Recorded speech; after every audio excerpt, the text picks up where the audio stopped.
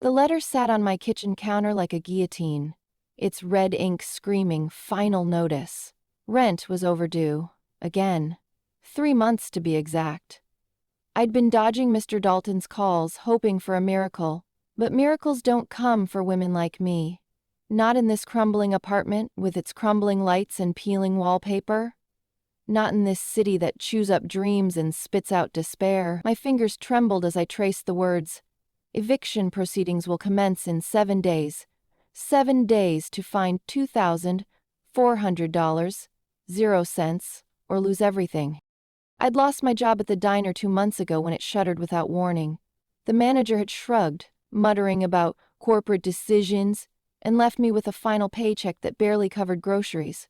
Since then, I'd been scraping by on odd jobs, dog walking, babysitting, selling old clothes online.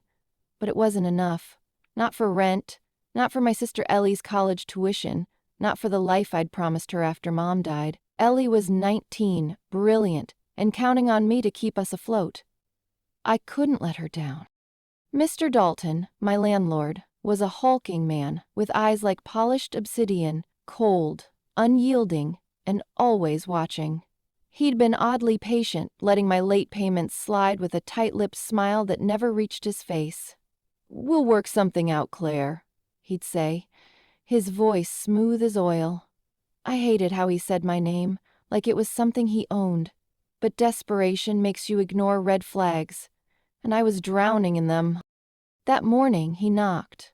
Not a polite tap, but a heavy thud that rattled the door frame. I opened it, clutching my robe, my stomach twisting. He filled the doorway, his tailored suit out of place against the chipped paint of my hallway. "Claire," he said, that smile creeping across his face. "We need to talk." I invited him in, though every instinct screamed to slam the door. He sat at my wobbly kitchen table, the eviction notice between us like a loaded gun. "You're in a bind," he said, leaning back, "but I'm a reasonable man.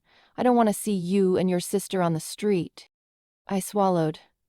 "I'm trying, Mr. Dalton. I just need a little more time." "Time's a luxury, Claire. But I've got an idea." His eyes gleamed and my skin prickled.